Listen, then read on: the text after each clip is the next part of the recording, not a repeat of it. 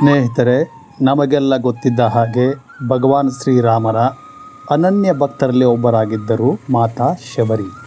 ನಾವೆಲ್ಲ ರಾಮಾಯಣದಲ್ಲಿ ನೋಡಿದ್ದೀವಿ, ಕೇಳಿದ್ದೀವಿ.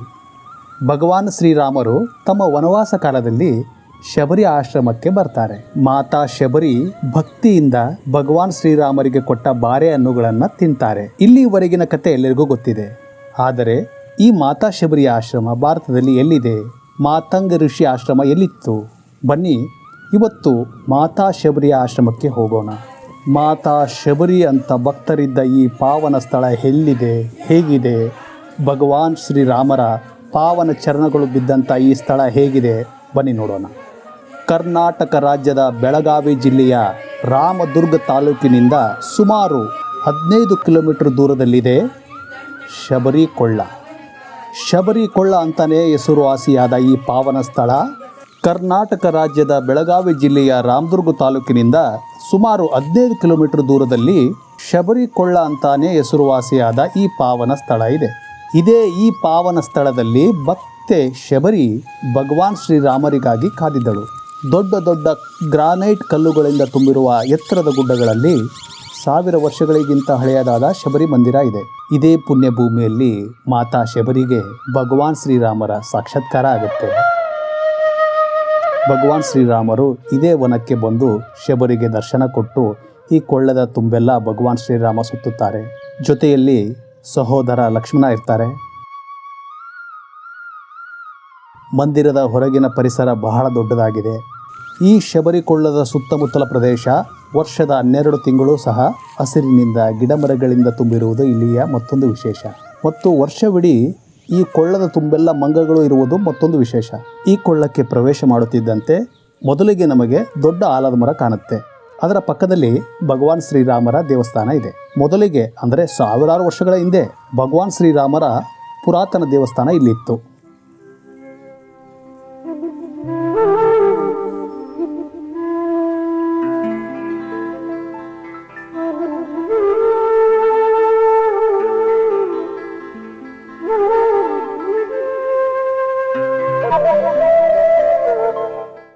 ಈ ಮಂದಿರದಲ್ಲಿ ಶ್ರೀರಾಮ, ಲಕ್ಷ್ಮಣ, ಸೀತಾ, ಹನುಮಂತನ ಜೊತೆಗೆ ಮಾತಾ ಶಬರಿಯ ಮೂರ್ತಿ ಕೂಡ ಇದೆ.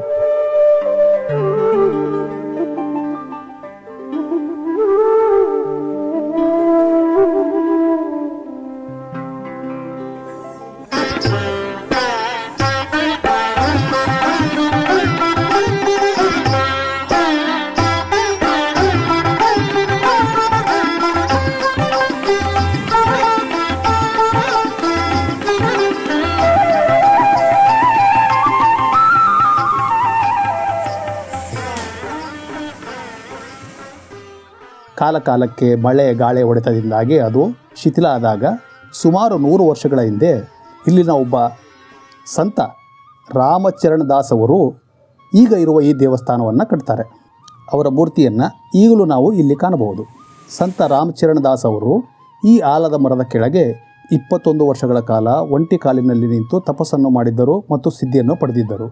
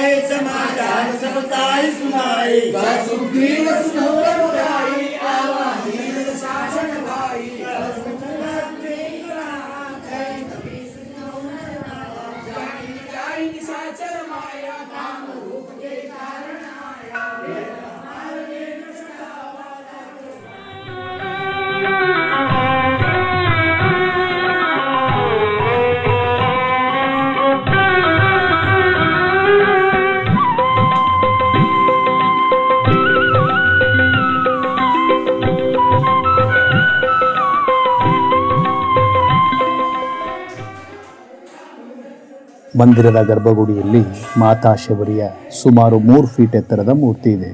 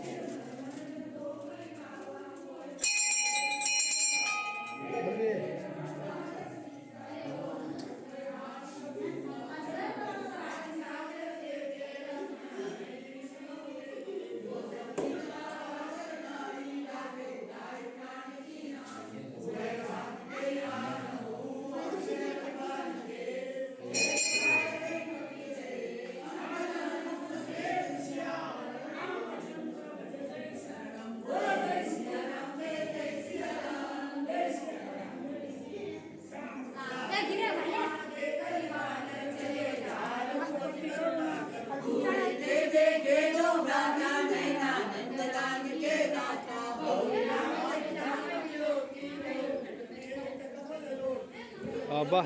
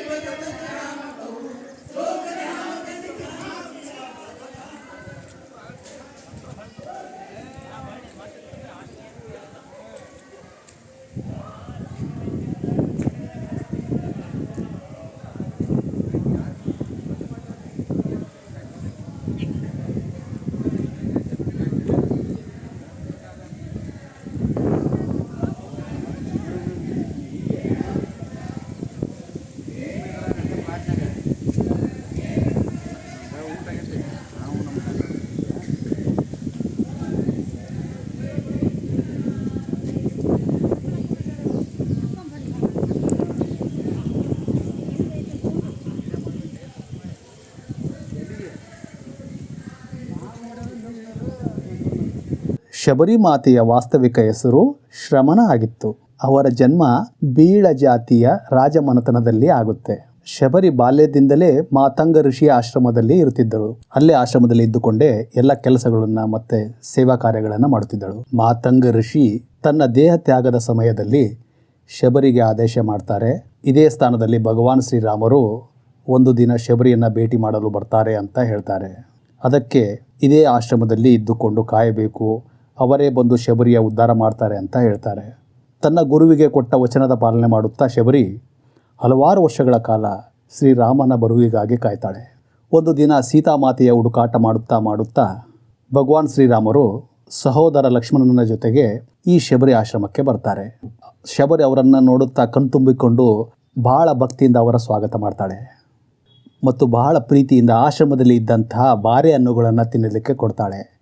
ಅಷ್ಟೇ ಪ್ರೀತಿಯಿಂದ ಮಾತಾ ಶಬರಿಯ ಭಕ್ತಿಗೆ ಮೆಚ್ಚಿ ಭಗವಾನ್ ಶ್ರೀರಾಮರು ಈ ಬಾರೆ ಹಣ್ಣುಗಳನ್ನು ಸ್ವೀಕಾರ ಮಾಡ್ತಾರೆ. ಇಲ್ಲಿಂದ ಶಬರಿ ಭಗವಾನ್ ಶ್ರೀರಾಮರಿಗೆ ಪಂಪಾಸುರನ ಹತ್ತಿರ ಋಷಿಮುಖ ಪರ್ವತಕ್ಕೆ ಹೋಗುವ ಮಾರ್ಗ ತಿಳಿಸ್ತಾಳೆ. ಅಲ್ಲಿ ನಿಮಗೆ ವಾನರ ರಾಜ ಸುಗ್ರೀವ ಮತ್ತು ಅವರ ಪ್ರಿಯ ಭಕ್ತನಾದ ಹನುಮಂತ ಸಿಗ್ತಾರೆ ಅಂತ ಹೇಳ್ತಾಳೆ. ಇದೇ ಸ್ಥಾನದಲ್ಲಿ ಶ್ರೀರಾಮರು ಮಾತಾ ಶಬರಿಗೆ ನವದಾ ಭಕ್ತಿಯ ಮಹಿಮೆ ಬಗ್ಗೆ ತಿಳಿಸ್ತಾರೆ. ಶ್ರೀರಾಮರಿಂದ ಭಕ್ತಿಯ ಜ್ಞಾನ ತಿಳಿದುಕೊಂಡು ಮಾತಾ ಶಬರಿ ಒಂದು ಜ್ಯೋತಿ ರೂಪದಲ್ಲಿ ತನ್ನ ಗುರುವಿನ ಹತ್ತಿರ ದೇವಲೋಕಕ್ಕೆ ಹೋಗ್ತಾಳೆ.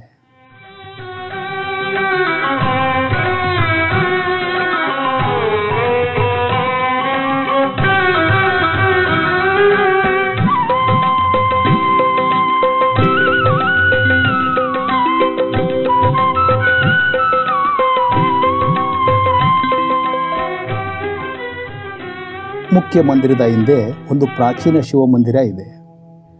ಈ ವಿಶೇಷ ಶಿವಲಿಂಗದ ಎತ್ತರ ಸುಮಾರು 2 ಫೀಟ್ ಇದೆ. ಸ್ಥಳೀಯ ಗ್ರಾಮದ ಜನರಿಗೆ ಈ ಕೊಳ್ಳದ ಬಗ್ಗೆ ವಿಶೇಷ ಕಾಳಜಿ ಮತ್ತು ಭಕ್ತಿ ಇದೆ.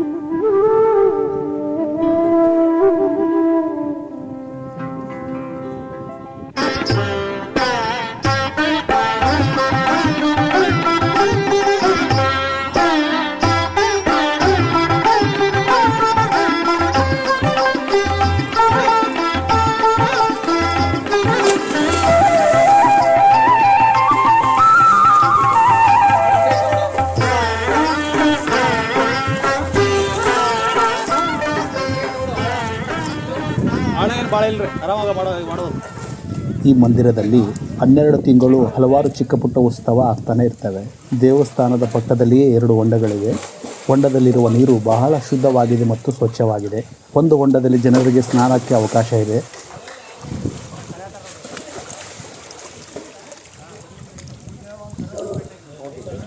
ಇಲ್ಲ ನೀವು ಜಿಗಿರೆ ತೊಗೊಂತಿರ್ತಾರೆ. ಹಾಂ ಜಿಗಿರಿ.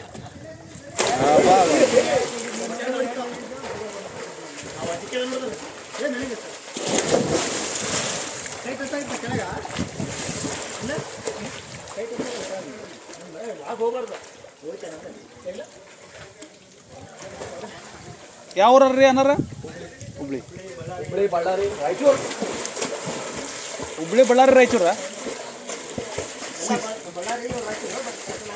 ಹೌದ್ರಿ, ನಮ್ದು ಸಿನ್ನೂರು ರೀ. ಹಾಂ ಹಾಂ, ಈಗಿರೋದು ಅಲ್ಲಿ ಬೆಂಗಳೂರು ರೀ ಈಗಿರೋದು.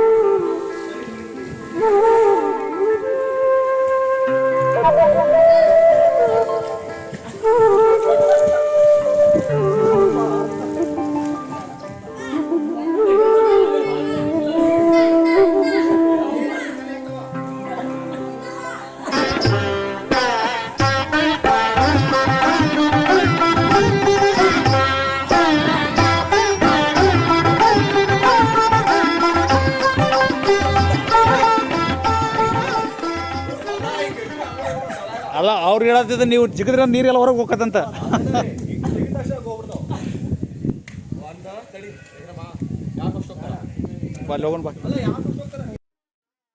ಇನ್ನೊಂದು ಹೊಂಡದಲ್ಲಿನ ನೀರನ್ನು ಸುತ್ತಮುತ್ತಲಿನ ಗ್ರಾಮದ ಜನ ಕುಡಿಯಲಿಕ್ಕೆ ಒಯ್ಯುತ್ತಾರೆ.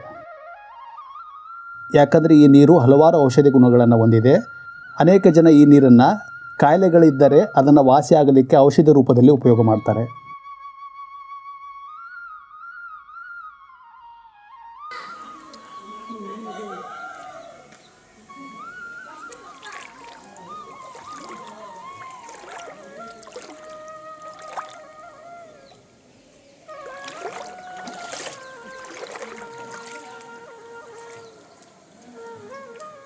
ವಾಟರ್ ಪ್ರೂಫ್ ತಂದಿದ್ರೆ ಒಳಗೆ ಬಿಡೋದು ಕ್ಯಾಮ್ರಾ. ವಾಟರ್ ಪ್ರೂಫ್ ಕ್ಯಾಮ್ರಾ ಅದಾವಲ್ಲ, ಗೋಪ್ರೋ ಅಂತ ಹೇಳಿದ್ನಲ್ಲ, ವಾಟರ್ ಪ್ರೂಫ್ ಅದು.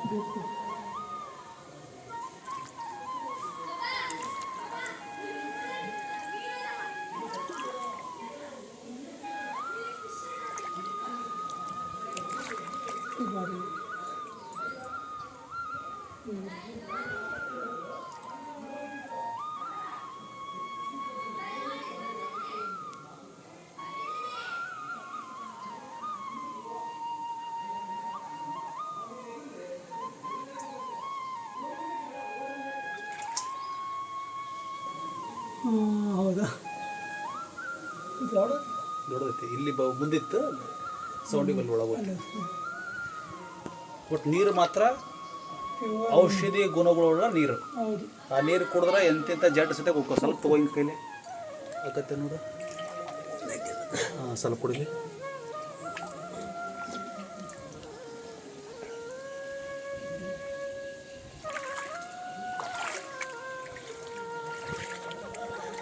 ಇಲ್ಲಿಯೂ ಸ್ವಲ್ಪ ತಗೋ.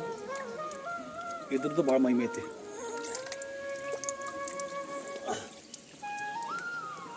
ಇಲ್ಲೂ ಸ್ವಲ್ಪ ಐತಿ.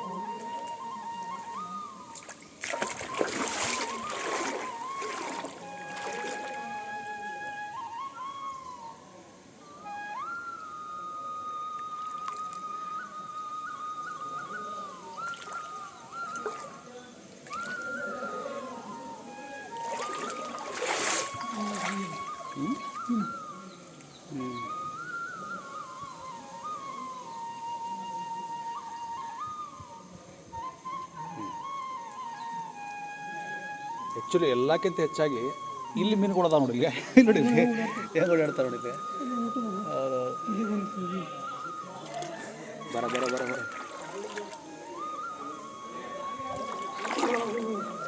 ಬಡ್ಡ್ಯಾಗೋದು.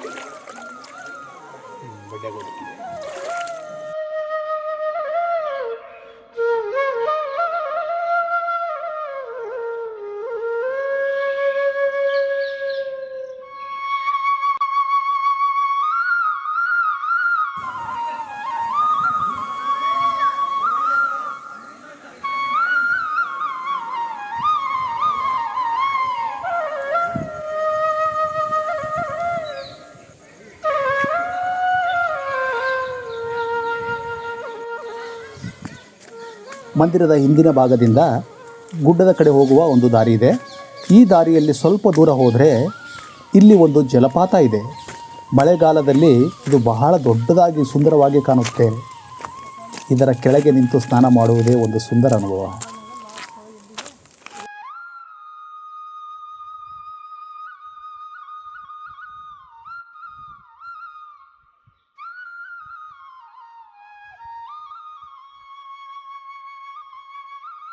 ಮಾತಂಗ ಋಷಿಗಳ ಪ್ರಭಾವದಿಂದ ಈ ಬೆಟ್ಟ ಗುಡ್ಡದ ಸುತ್ತಲೂ ಯಾವುದೇ ಹಿಂಸಕ ಪಶು ಮತ್ತು ವ್ಯಕ್ತಿ ಇಲ್ಲಿ ಬರುವುದಿಲ್ಲ. ಇಲ್ಲಿನ ಪಶು ಪಕ್ಷಿ ಪ್ರಾಣಿಗಳು ಸ್ವತಂತ್ರವಾಗಿ ನಿರ್ಭಯತೆಯಿಂದ ತಿರುಗಾಡ್ತವೆ.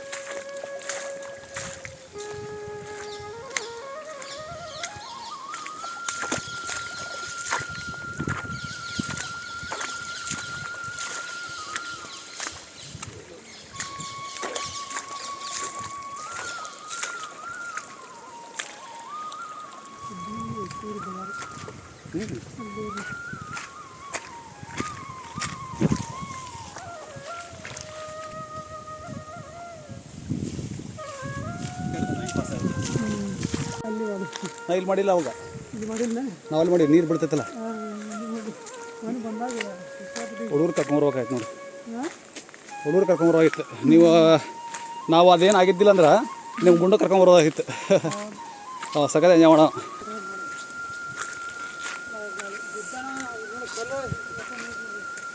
ಹಾಂ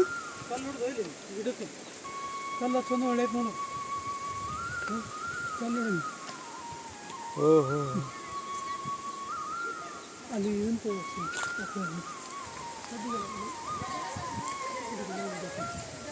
ಸ್ನೇಹಿತರೆ, ಈ ಗುಡ್ಡ ಏನು ನೋಡ್ತಾ ಇದ್ದೀರಾ, ಇದು ಸಾಮಾನ್ಯವಾದ ಗುಡ್ಡ ಅಲ್ಲ.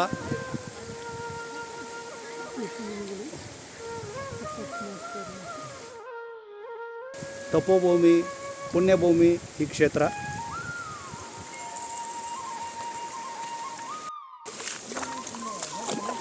ಇನ್ನು ಮುಂದೆ ಚಂದ ಐತ್ರಿ, ಅಲ್ಲಿ ನೀರು ಬಿಡೋದೈತಿ ಫಾಲ್ಸ್. ಆದ್ರೆ ನೀರು ಈ ಪರಿ ನಿಂತು ಬಿಟ್ಟಿದ್ದಲ್ಲಿ ಇಲ್ಲಿ, ಅಲ್ಲಿ ಹೋಗೋದು ಕಷ್ಟ ಐತಿ.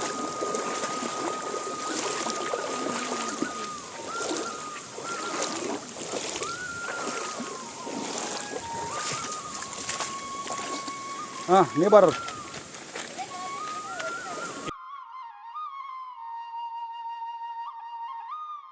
ಭಾಳ ಚಂದ ಬರ್ತೈತಿ.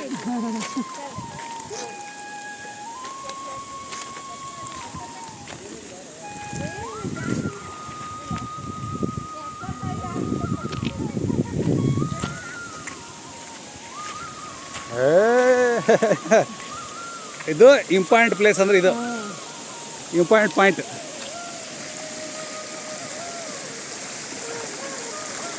ಇವ್ರಿಗೆ ನಿಮ್ಮ ರಶ್ಮಿ ಅವರು ರಜೆ ಇದ್ರೆ ಕರ್ಕೊಂಬರ್ಬೋದಾಗಿತ್ತು. ಅವ್ರು ಬಂದು ಹೋಗ್ಯಾರ, ಆದರೂ ಈ ಸಲ ಒಂದ್ಸಲ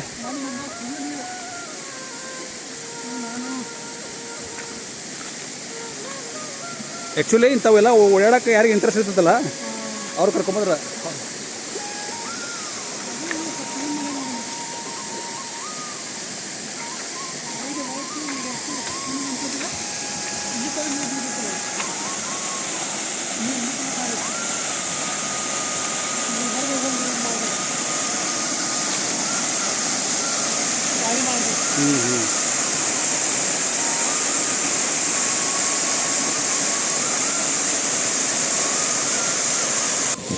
ಭಗವಾನ್ ಶ್ರೀರಾಮರು ಮತ್ತು ಅವರ ಸಹೋದರರಾದ ಶ್ರೀ ಲಕ್ಷ್ಮಣ ಇದೇ ಜಲಪಾತದ ಕೆಳಗೆ ಸ್ನಾನವನ್ನು ಮಾಡಿ ಸ್ವಲ್ಪ ಹೊತ್ತು ವಿಶ್ರಾಂತಿಯನ್ನು ತೆಗೆದುಕೊಂಡು ಈ ಕೊಳ್ಳದ ತುಂಬೆಲ್ಲ ಸುತ್ತಾಡಿ ಈ ಕೊಳ್ಳದ ಮಹಿಮೆಯನ್ನು ಮಾಡಿದ್ದರು ಎಂಬ ಇತಿಹಾಸ ಇದೆ.